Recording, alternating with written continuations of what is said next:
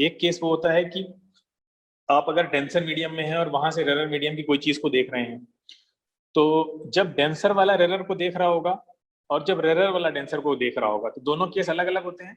पिछला अगर वीडियो तुमने देखा है तो Yes. उसमें याद आया होगा, दोनों केस अलग अलग होते हैं। यही दोनों केस इसमें बनते हैं और इसी दोनों केस पे क्वेश्चन आते हैं। तो जैसे मान लीजिए कि एक केस हम आपके सामने रख रहे हैं कि यहाँ पे ये आपकी डेंसर रेरर वाली बाउंड्री है, ध्यान से सुनना, ठीक है। ये मान लीजिए एयर है सब, और इसमें आपकी कौन है अंदर, वही जल की रानी। कैसे यार मछली बनती नहीं हमसे, बन जाए मन में,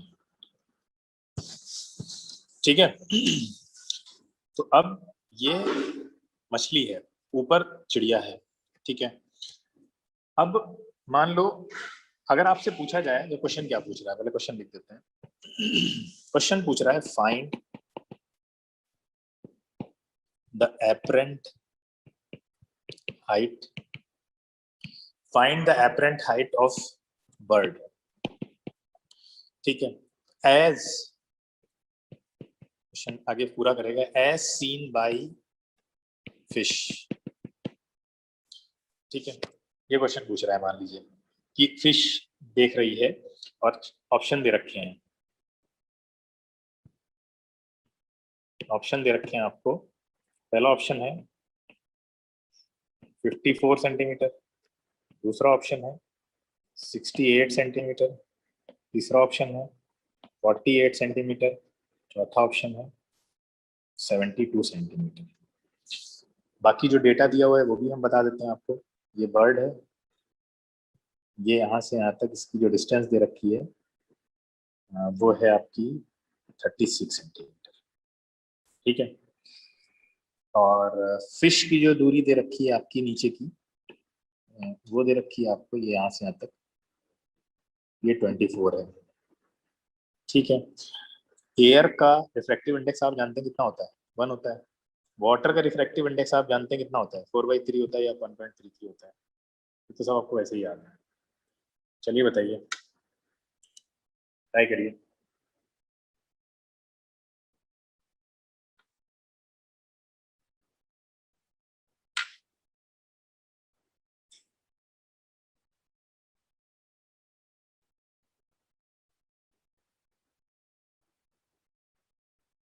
सर फिश से लेकर अपेरेंट हाइट तक की डिस्टेंस बतानी है।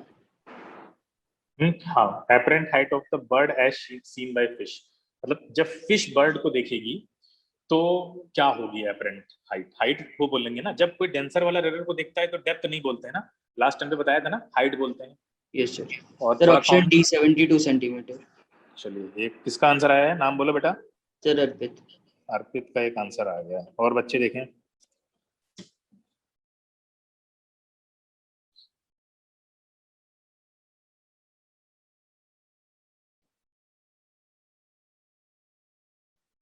सर मेरा 68 आ रहा है। किसका? सर मेरा दिव्यांश डी। दिव्यांश। सर मेरा भी डी आ रहा है सर, राघवेंद्र। राघवेंद्र भी नहीं, डी, अच्छा सॉरी, ठीक है। और मेरा भी आ रहा है sir, D option. D option, काफी लोग हैं, इसका मतलब लग रहा है डी सही निकलेगा। और कर लीजिए आप सभी लोग करिए, क्योंकि लास्ट टाइम पे जो फॉर्मूला बताया वही लगेगा यहाँ पे।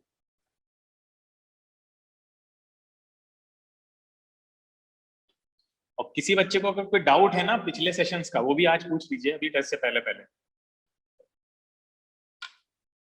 सर सर मैं ये कह रहा था कि वो टेस्ट के मार्क्स आपने रिपोर्ट बुक में ऐड करवा दिए? हाँ, नहीं मैं, हाँ बिल्कुल, वो वहाँ पे अपलोड नहीं हुआ, लेकिन अब जब अगला टेस्ट अपलोड होगा तो आई विल मेक श्योर कि वहाँ पे आपके मार्क्स करेक्ट होकर ही आए हैं। ओके, मैं भूल गया था बताना, दैट इज माय फॉल्ट, उनको अपडेट करवाना मैं भूल गया था, तो अपडेट हो जाएगा, कोई दिक्कत नहीं। Okay, thank you sir.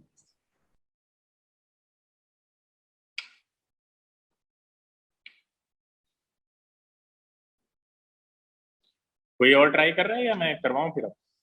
लग नहीं रहा है और लोग ट्राई कर रहे हैं। बहुत आसान था क्वेश्चन वैसे। आपको फॉर्मूला क्या बताया था, याद है? फॉर्मूला बताया था हमने कि म्यू, ठीक है, यहाँ मीडियम और यहाँ एयर होगा, है ना, यही था ना, इक्वल टू क्या होता है, रियल डेप्थ, रियल डेप्थ मान लीजिए या रियल हाइट मान लीजिए इस वाले केस में, अपॉन क्या होगा, एपरेंट हाइट, ये होगा ना फॉर्मूला। Yes, sir. हाँ, तो ये वाले को आप एयर वर्सेस म्यू जो दिया हुआ है वो तो 4/3 दिया हुआ है, लेकिन इसको लिखेंगे कैसे आप? सर 1/4/3। हाँ, क्योंकि म्यू के टर्म में लिखना है ना, तो हम ऊपर mu medium upon mu air लिखेंगे, ऐसे करके देख लेते हैं। और रियल हाइट हमें पता है कितनी है, 24 + 36, यही है ना? बोलो, रियल हाइट तो यही है, तो भैया Yes, रियल sir. हाइट तो यही होगी ना, ये यहाँ से यहाँ तक जो होगी करेक्टिवली पूरी, ठीक है। और नीचे क्या आएगा, एपरेंट हाइट आएगी। अब म्यू एयर जो दे रखा है आपको वो 1 है, ठीक है, और म्यू वाटर कितना दे रखा है आपको, सॉरी ये यहाँ पे ऐसे लिखा जाएगा, ये एयर ऊपर आएगा ना यहाँ पे, तो एयर ऊपर आएगा तो उस हिसाब से होगा 1/4/3, 3 ऊपर जाएगा। सही लिख रहे हैं, बोलो गलत लिख रहे हैं? सर सही है। लिख रहे हैं। सही लिख रहे हैं। म्यू एम ऊपर होना चाहिए था ना, म्यू एम Yes, sir. ऊपर होना चाहिए था। तो फिर तो सही कैसे है, सही कैसे है? म्यू एम ऊपर होगा, यहाँ पे वेलोसिटी ऑफ एयर होता तो वेलोसिटी ऑफ एयर ऊपर जाती, क्या था फार्मूला, भूल गए सब लोग, याद है रखो अभी भी? जब म्यू के टर्म में जो फार्मूला हमने पढ़ा था वो क्या पढ़ा था, अभी लास्ट टर्म पे हमने आपको वो कराया था फॉर्मूले को पूरी तरह से, सारे फॉर्मूले को एक जगह रख के हमने,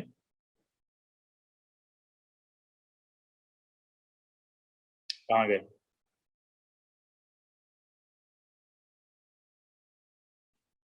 इसी स्लाइड में ही होगा, यहाँ पे दिख नहीं रही है वो स्लाइड, जिसमें हमने आपके सारे फॉर्मूले जो हैं रिफ्रैक्टिव इंडेक्स से रिलेटेड तो एक जगह कंपाइल करा दिए थे। खैर छोड़ो, म्यू एम ऊपर जाएगा ना यहाँ पे, ये कंफर्म है? अभी भी सब डाउट में चल रहे हो, क्या जाएगा सर, ऊपर? सर म्यू हाँ, एम। म्यू ऊपर आएगा। तो ये 4/3 हो गया, इक्वल टू इधर कितना आएगा, 60 आएगा, बोलो सही है? तो यहाँ से AH कितना आ जाएगा, ये तो 45 आ रहा है यहाँ से तो आंसर, बताओ 45 कैसे हो सकता है आंसर, कहाँ गलती हो रही है, पकड़ो। ये तो जो कंफर्म, हाइट चेंज होगी सर वो तो 36 सेंटीमीटर वाली होगी ना? हाँ, सर हाइट को तो ग्राउंड से लेंगे ना, तो वाटर के लेवल से नहीं हाँ, मेजर। यस हाँ, सर, बिल्कुल, सर सिर्फ बिल्कुल। 36 सेंटीमीटर चेंज हो गई। हाँ, तो रियल हाइट हम क्या लेंगे, रियल हाइट तो फिर लेकिन लेंगे तो रियल हाइट कहाँ से लेंगे आप, सरफेस से ग्राउंड लेवल लेंगे, से। हाँ, कि जहां से वो देख रही है वहां से लेंगे, बस यही सोचना है यहाँ पे कि हम रियल हाइट, ये क्वेश्चन जो खास है वो इसीलिए, अदरवाइज क्वेश्चन में कुछ भी नहीं है कि आप बर्ड जो देख रही है वो कहाँ से लेंगे, आप रियल कहाँ से लेंगे और एपरेंट को कहाँ से लेंगे, बोलो भाई, रियल को कहाँ से लेंगे, एपरेंट को कहाँ से लेंगे? जहां से बर्ड देख रही है। हाँ, तो जहां से बर्ड देख रही है नीचे से ऊपर तक पूरा होगा, तो फिर ये एपरेंट 45 सही आ रहा है एक तरह से देखा जाए तो, इसमें क्या गलत है? सर ग्राउंड से रियल लेंगे, फिर एपरेंट हाइट जो आएगी वो ग्राउंड के रेफरेंस में आएगी, फिर जितना लेवल फिश का हाँ, डाउन पे सही उसको बात है। ये जो आपका 24 है ये तो नहीं बदलेगा, बोलो 24 तो 24 ही रहेगा। 24 मतलब ये है कि जो ग्राउंड तक की दूरी है उसकी आंख से यहाँ तक ये तो सेम रहेगा, ये वाला बदलेगा ना, ऊपर वाला जो चेंज आएगा वो ऊपर वाले में आएगा। बोलिए, ये बात समझ में आई? यस ऐसे फॉर्मूले को सॉल्व करने के लिए हमारे पास एक सिंपल एक फॉर्मूला आप याद रखिएगा आज के बाद से, कोई कॉम्प्लिकेशन नहीं करना है, कि जब भी इस तरह का कोई क्वेश्चन आएगा कि नीचे से देख रहा है और वो एपरेंट हाइट आपसे पूछ रहा है, तो वहां पे आप क्या लिखिए कि जो जिस मीडियम में देख रहा है वो, यानी यहाँ का जो रिफ्रैक्टिव इंडेक्स है, यानी एयर का रिफ्रैक्टिव इंडेक्स ऊपर का सेकंड मीडियम का, तो हम सेकंड मीडियम लिखते हैं, एयर नहीं लिखते, μ2 अपॉन पहले जिस मीडियम में वो देख है उसका रिफ्रैक्टिव इंडेक्स इक्वल टू, अब इधर क्या लिखना है हमें, इधर के बारे में बहुत ध्यान रखिएगा, ऊपर का रिफ्रैक्टिव इंडेक्स लिख रहे हैं तो ऊपर की ही डिस्टेंस लिखेंगे आप, ये d मान लीजिए, ठीक है, d को d2 मान लीजिए जिस मीडियम का रिफ्रैक्टिव इंडेक्स है, डिवाइडेड बाय नीचे आप कौन सी डिस्टेंस लिख रहे हैं, नीचे कौन सी डिस्टेंस लिखेंगे आप, यहाँ पे apparent height। नीचे वाली आप कौन सी डिस्टेंस लिखेंगे, यही चीज ध्यान देनी है, यहीं से ग्राउंड से एपरेंट हाइट लिखेंगे ना आप, ग्राउंड से जो एपरेंट हाइट होगी वो d2 होगी, d1 होगी, जो भी कह लीजिए आप, ये एपरेंट हाइट, क्योंकि यहाँ से जब मेजर होना है तो ग्राउंड के रेस्पेक्ट में मेजर होना है, बस इस बात को याद रखना है, ठीक है। तो ये d1 हो जाएगी आपकी, ठीक है, इसको DAH भी लिख सकते हैं, d1 सही है, ठीक है। अब ये फॉर्मूला लगाइए आप, तो ये क्या होगा, 1 ऊपर हो जाएगा क्योंकि एयर है, नीचे कितना है 4/3 है, तो 4/3 हो जाएगा, ऊपर d2 कितना है हमारे पास 36 है, और d1 कितना है नहीं पता है, तो यहाँ से d1 कितना निकल के आ जाएगा बताइए सर 48, d1 आएगा 48, ठीक है, लेकिन ये 48 कहाँ से है, फ्रॉम द ग्राउंड से, हाँ ग्राउंड से, लेकिन फिश से क्या होगा, कितना होगा, तो एपरेंट हाइट 48 plus 24. हाँ of bird as seen by fish, तो ये इसमें 24 आपको जोड़ना पड़ेगा क्योंकि नीचे से फिश देख रहा है, तो यहाँ से 24 भी ऐड करना पड़ेगा, तो ये आ जाएगा 72 आपका। बोलो क्लियर है। अब देखिए ऑप्शन में इन्होंने 48 भी डाला है कंफ्यूज करने के लिए कि आप बस 48 निकालें आप खुश हो जाएं, अरे आंसर आ गया, आंसर आ गया, और लगा के चले आए और बाद में पता चला कि नंबर मिले 0। ठीक है, क्लियर है, समझ में आया। अब समझ में आया है तो इसी तरह का एक क्वेश्चन हम बिल्कुल इसको पलट के दे रहे हैं आपको। ठीक है, यही क्वेश्चन है लेकिन इसको थोड़ा सा ट्विस्ट कर देते हैं। अगर इस क्वेश्चन को हम थोड़ा सा ट्विस्ट करते हैं तो ये कुछ इस तरह का बनेगा। सर एक बार वो फिर से रिपीट कर सकते हैं, मैं डिस्कनेक्ट हो गया था। क्या चीज सर जो आपने पिछला समझाया था सर, लास्ट का डिस्कनेक्ट हो गया था लास्ट में। एक सेकंड रुक जाओ अभी। हाँ, ये एज सीन बाय फिश था, तो यहाँ पे आ जाएगा आपका हाइट ऑफ, अब हाइट नहीं आएगा यहाँ पे, डेप्थ आ जाएगा, apparent depth of fish as seen by bird. अब कैसे करेंगे हम इस क्वेश्चन को, यही पूरा सेम क्वेश्चन है, ये सारी चीजें हैं उसमें।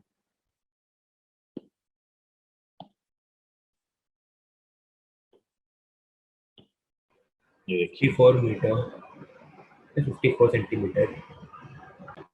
तो अब इसको लगाइए, सभी लोग करें।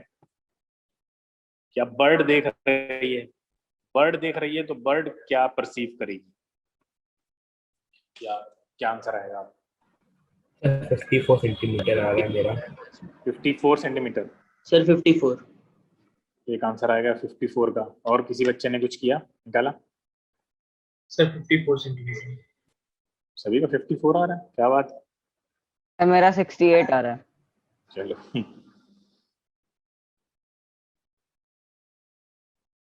सेम फॉर्मूला अप्लाई करना है जो भी फॉर्मूला बताया था आपको। सर 54 उस फॉर्मूले से भी निकाल सकते हैं और जो वाला फॉर्मूला पहले बता था उससे भी निकाल सकते हैं अब तो, क्योंकि लगना वही चीज है, सेम चीज लगना है।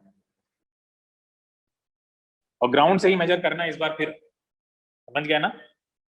ग्राउंड से ही मेजर करिए चीजों को, ग्राउंड से नीचे के बारे में जाएंगे आप। अब देखिए अब कहाँ का चेंज आएगा, आप ध्यान से देखो। अब चेंज किस में आएगा, वाटर में आएगा ना चेंज। अब यहाँ चेंज नहीं आएगा ना कुछ। No sir. हाँ, तो अब इसको उल्टा कर दो। जैसे ऊपर हमने देखा था पहले फॉर्मूले में कि हम क्या कर रहे थे, ग्राउंड वाले को ले रहे थे, एपरेंट हाइट ग्राउंड की ले रहे थे। अब एपरेंट हाइट डेप्थ यहाँ की ले लो आप, अंदर की, बाद में ग्राउंड वाली आप ऐड कर सकते हैं। बल्कि सब ट्रैक ही करना होगा, ऐड क्या करेंगे आप, क्योंकि वो तो छोटी ही आएगी। जब रेयर टू डेंसर देख रहा होता है कोई, तो कैसी होती है, एपरेंट डेप्थ हमेशा रियल डेप्थ से छोटी होती है कि बड़ी होती है। एपरेंट डेप्थ जो होती है वो, हाँ, और एपरेंट हाइट रियल हाइट से बड़ी होती है। ठीक है, इस पे एमसीक्यू क्वेश्चन भी बन सकता है, तो ये भी आपको ऐसे ही पता होना चाहिए। क्वेश्चन लगा ही रहे हैं आप जब। बोलो तो क्या करेंगे बताइए। यहाँ पे हम क्या फॉर्मूला अभी हमने ऊपर देखा था, कौन से मीडियम का लेना है, या हम पुराने से भी लगा सकते हैं। पुराना फॉर्मूला क्या था? पुराना फॉर्मूला था म्यू एयर, यहाँ मीडियम, ऊपर क्या लिखते थे? Real depth upon apparent depth, ये था ना formula. Yes sir. Yes sir. तो ये फॉर्मूले से लगा सकते हैं हम लोग डायरेक्ट। यहाँ 4/3 देखते हैं आता है नहीं आता है। रियल डेप्थ पता है क्या हमें? 24 60 50 तो नहीं है, 60 है। 24 कुछ लोग 24 बोल रहे हैं, कुछ लोग 60 बोल रहे हैं, क्या लें? 24 क्योंकि वही वैल्यू चेंज होगी। 24 चलो भाई 24 मान लेते हैं। एपरेंट डेप्थ को AD ही रखते हैं। कितना आएगा आंसर? 18। ये जो फिश है वो यहाँ कहीं है, आपकी 18 पे है, ठीक है। ये ऐसे यहाँ कहीं है fish. As seen by bird अगर कह रहे हैं तो क्या लिखेंगे? बोलो 36 ऐड कर दो, क्या फर्क पड़ता है? ये हो जाएगी आपकी 54 एज सीन बाय बर्ड। बोलो बात समझ में आई? Yes sir. तो ये तरीका अपनाओ, ये तरीके से सेफ रहोगे। ग्राउंड से लो, ऊपर नीचे से लेने में कंफ्यूजन हो जाएगा थोड़ा सा, लेकिन ICSE 10th लेवल पे जो तुम्हें स्कूल में कॉन्सेप्ट पढ़ाया जाएगा या बुक में भी दिया है वो डायरेक्ट दिया हुआ है। लेकिन ये जो है अब जब 12th में जाएंगे तो आपको ये मेथड पढ़ाया जाएगा कि आपको वहां से लेना है, और इसका पूरा डेरिवेशन भी कराया जाएगा। हम डेरिवेशन यहाँ क्लास में इसलिए नहीं करा रहे हैं कि उसमें पैराएक्सियल रेस के बारे में समझाना पड़ेगा और आपको लगेगा कि बहुत भारी हो रहा है। तो एक्स्ट्रा क्लास अगर तुम लोग चाहोगे, जितने बच्चे, अगर ज्यादा मैक्सिमम बच्चे चाहेंगे, तो पूरा ऑप्टिक्स का हम एक अलग लेक्चर ले लेंगे, मतलब सीरीज ऑफ लेक्चर ले लेंगे एक्स्ट्रा क्लास करके, और उसको पढ़ा देंगे उसमें। रेगुलर क्लास में बहुत सारी भारी हो जाएंगी चीजें अगर हम ये सब कराएंगे। आपको ये फॉर्मूला जो है ये ड्राइव हो जाता है पूरा, जो फार्मूला हमने आपको बताया ये वाला, μ2 upon μ1 equal to d2 upon d1, ये जो होता है, यानी ऊपर रियल डेप्थ होती है। इस बेसिस पे होता है कि कौन से मीडियम में Yeah, लाइट जा रही है और कौन से मीडियम से ओरिजिनेट की है लाइट, उसके साथ। हाँ बिल्कुल ठीक है। तो ये चीज हमें ध्यान रखनी है कि किस मीडियम में लाइट आ रही है, किस मीडियम से जा रही है, ठीक है। छोटा सा समझ लो इस फॉर्मूले को, चलो हम समझा देते हैं, अब इतना तो आ गया। थोड़ा सा इस फॉर्मूले को समझ लीजिए कि क्या था। μ2 अपॉन μ1 इक्वल टू क्या था? d2 अपॉन d1, ये था। बोल लीजिए, ये d2 हटाते हैं, d डैश कर देते हैं, ज्यादा समझ में आएगा। ये आ गया आपका d और नीचे मान लेते हैं d डैश। अब इसमें ये टर्म है क्या क्या, ठीक है। तो μ2 जो है, ध्यान से सुनना, μ2 क्या है? जिससे लाइट आ रही है, from which light is coming, उस मीडियम से जिससे लाइट आ रही है, ठीक है। μ1 देख लीजिए, μ1 क्या है? μ1 क्या हो जाएगा? जिसमें लाइट जा रही है, to which light is going, ठीक है, या एंटरिंग, ठीक है। अब आते हैं डी और डी डैश वाला भी देख लेते हैं। तो डी तो आपका रियल डेप्थ हो जाएगा या रियल हाइट मान लीजिए उसको, और डी डैश क्या हो जाएगा? वही एपरेंट डेप्थ या एपरेंट हाइट। बोलो समझ में आया? तो अब ये फॉर्मूला आप आराम से लगा सकते हैं, कोई दिक्कत नहीं है, आपको इतनी चीजें पता हो अगर, ठीक है। और ये जो एक चीज और ध्यान रखनी है कि ये जो डी और डी डैश है, इसको हम मेजर कहाँ से करेंगे हमेशा, इनके बारे में याद रखो। ये कहां से मेजर किए जाएंगे?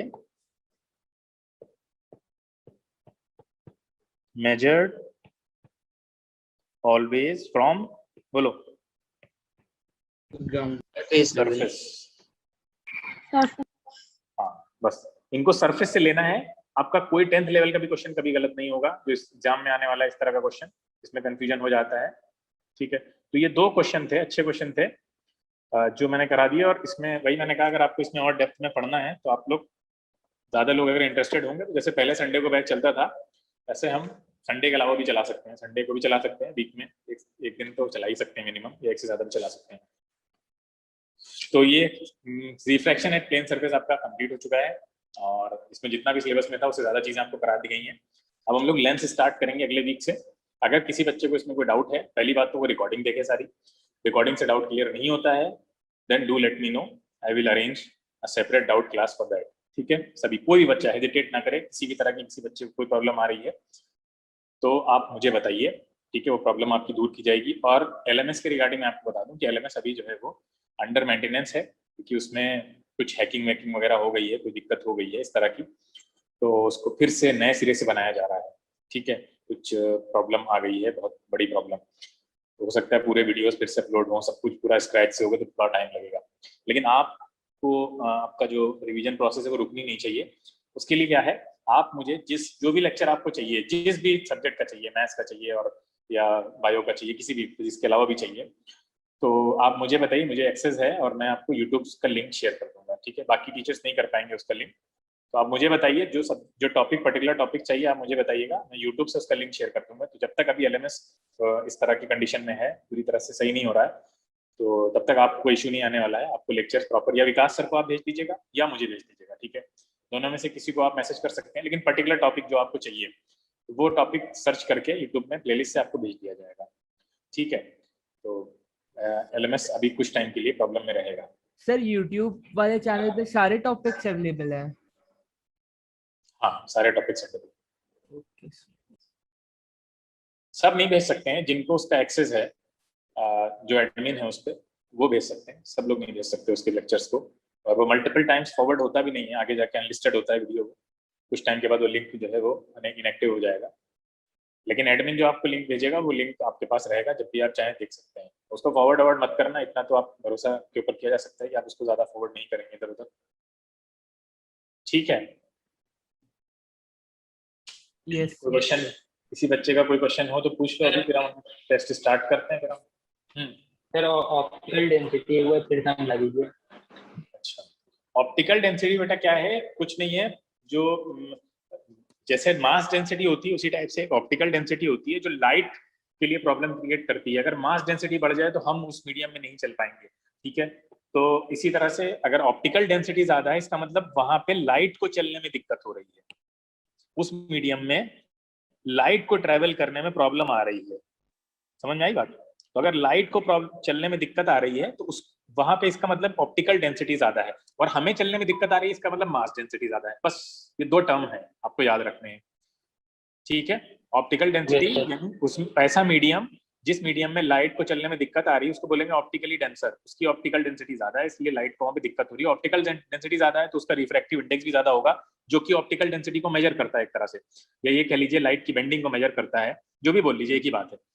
ठीक है, समझ गए? अब हाँ, जिसका रिफ्रैक्टिव इंडेक्स जितना ज्यादा उसकी बेंडिंग उतनी ज्यादा, इसका मतलब उसमें स्पीड ऑफ लाइट कम हो जाएगी, इसका मतलब उसमें वेवलेंथ भी कैसी होगी, उस लाइट की कम हो जाएगी। ठीक है, excuse me sir. Sir refractive index के कम होने से क्रिटिकल एंगल कैसे इंक्रीज होता है? रिफ्रैक्टिव इंडेक्स के कम होने से क्रिटिकल एंगल, हाँ, रिफ्रैक्टिव इंडेक्स अगर कम हो रही है आपकी, रिफ्रैक्टिव इंडेक्स कम हो जाएगी तो सोचो जो बेंडिंग की प्रोसेस है वो कम हो जाएगी, ऑब्वियस सी बात है।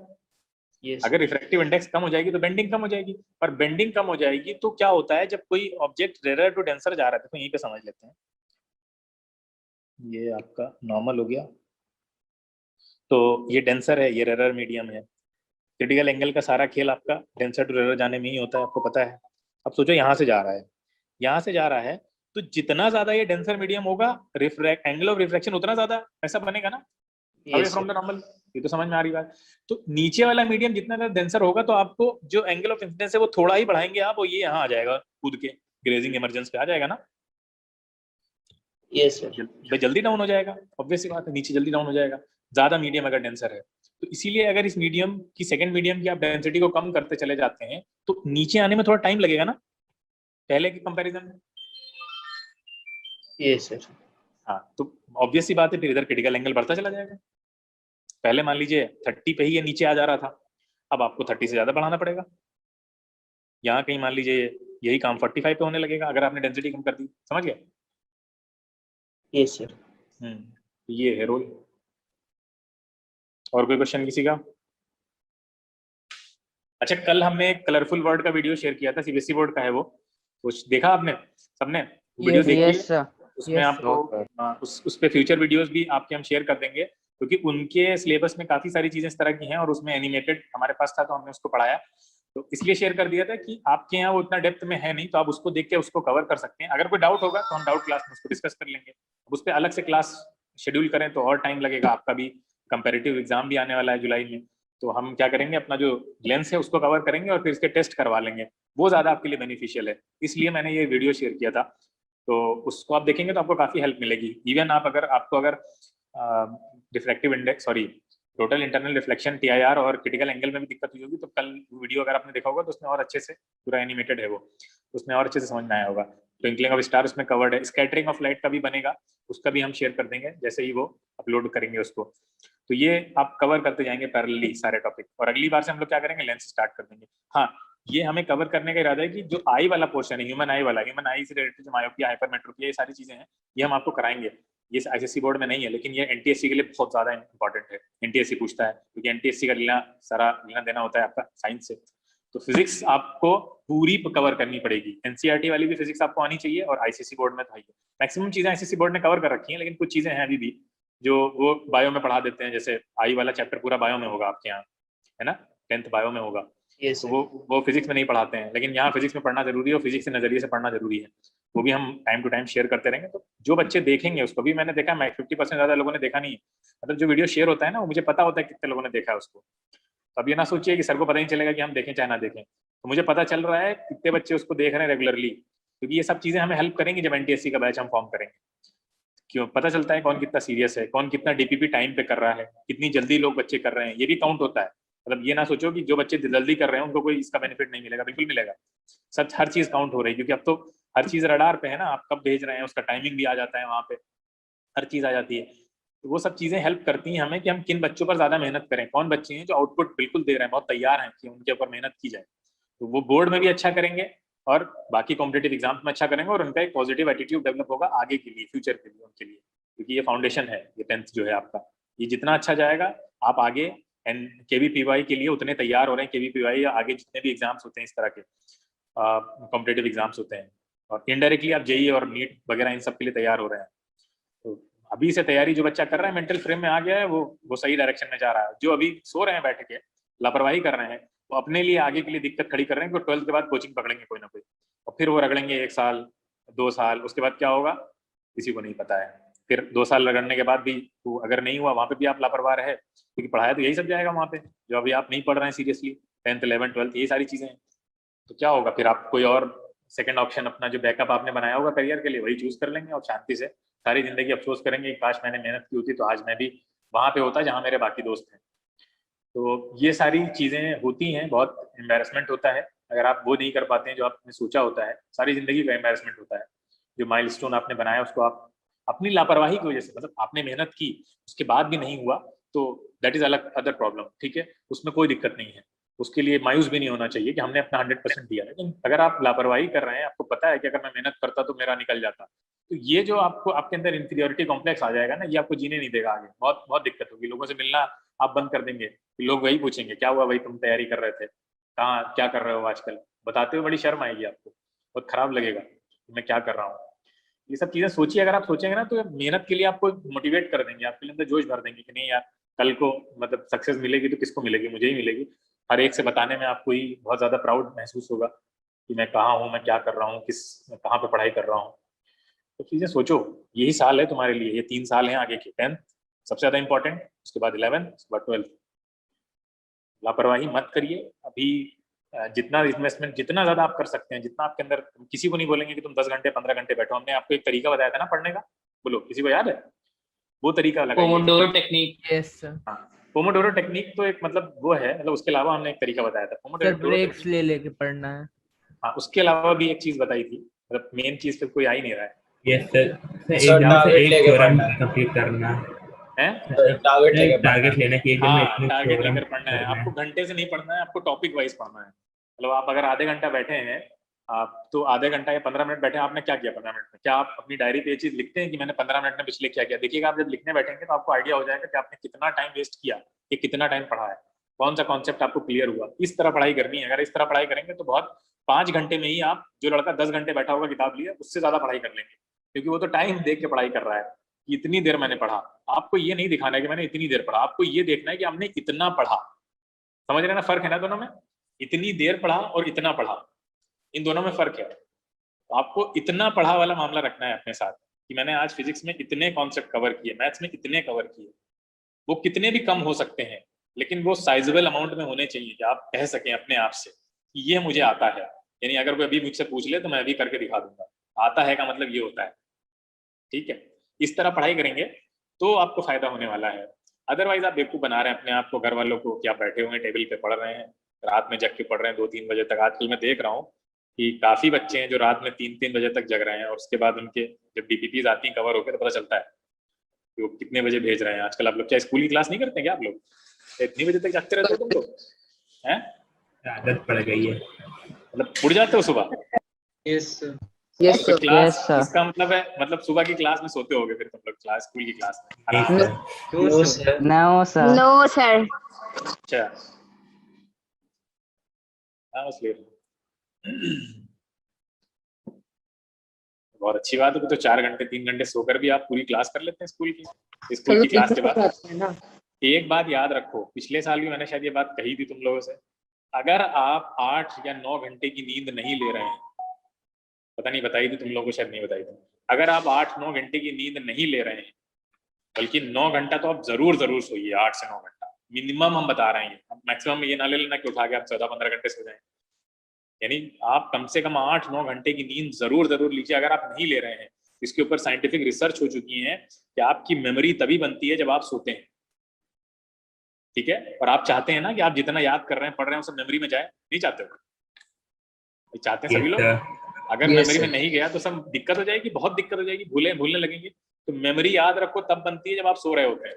अब आप देखिए आप कितना सो रहे हैं। अगर आप 8 से 9 घंटा नहीं सो रहे हैं तो आपकी पढ़ाई वेस्ट जा रही है, भूल जाएंगे आप, बहुत तेजी से भूलेंगे, फ्रस्ट्रेट होने लगेंगे, क्या मैं पढ़ता हूँ मुझे याद क्यों नहीं होता है, क्या दिक्कत हो गई है। फिर आप उसके बाद फिर आप गोलियां खाना शुरू करेंगे, मम्मी बताएंगे बेटा देसी घी खाओ, ये खाओ, कुछ नहीं होने वाला, वो तब खाइए आप। लेकिन अगर आप सोएंगे नहीं तो सोने का ऑल्टरनेटिव कुछ भी नहीं है। अगर आप स्लीप का ऑल्टरनेटिव कुछ नहीं, कोई दवाई नहीं है, कोई डाइट प्लान नहीं है।